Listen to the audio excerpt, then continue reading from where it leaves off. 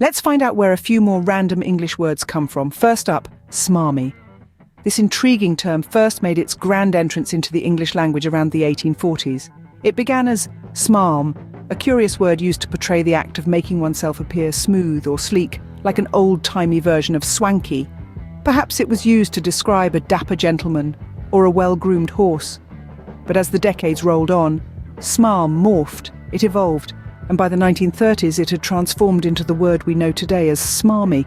This evolution wasn't just in form, but in meaning too. Smarmy took on a somewhat negative connotation, used to describe someone who is excessively or unctuously flattering, ingratiating, servile, or false. You don't hear smarmy too often these days, but in a degenerate world crawling with dynamic, greasy marketing professionals, maybe it's due for a comeback. Moving on, let's explore the word giblet. This term, pronounced with a soft J, or as linguists would say, a voiced apical affricate, has a rich and flavourful history, much like its culinary counterpart.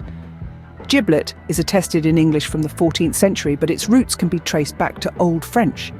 It originates from gibelet, a term used to denote a stew made from game birds. I probably didn't pronounce that correctly, so replay it in your mind, spoken by one of William the Conqueror's grimy food handlers. However, when this term crossed over to English, it took on a slightly different meaning. Instead of referring to a stew, giblet came to signify the edible offal of a fowl, typically including the heart, gizzard, liver, and other trimmings. These are traditionally used to make the delicious gravy that we drizzle over our roast dinners. The culinary demotion of the word's meaning makes sense when you think of England after the Norman conquest. William and the Normans brought their fancy food names, and the smarmy locals, wanting to suck up to their new overlords, generalised the word to the ingredients they could afford. That's just conjecture, mind you. So when you're tucking into a hearty Thanksgiving meal or embalming an autopsy case, remember the journey giblet has taken, from a French game bird stew to the savoury giblets that add depth to our dishes. A from-to sentence is always a great way to signal a transition between topics. Speaking of which, what do you get when you take the giblets out of the stew? You get gravy.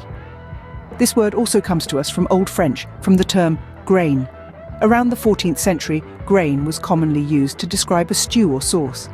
It was a word that brought to mind the warmth of a simmering pot and the fragrant wafts of a well-cooked meal. As the English language evolved, so too did our dear grain, gradually transforming into the Middle English word gravy.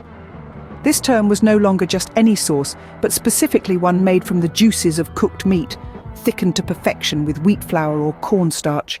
It became a word that evoked the delicious drizzle of a hearty sauce over a sumptuous feast.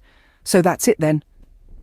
Smarmy people back in the day wanted to flex at the grocery store, picked up some giblets and called it stew. Since chewing giblets is often like chewing on boiled testicles, they fed the giblets to their cats, then called it gravy.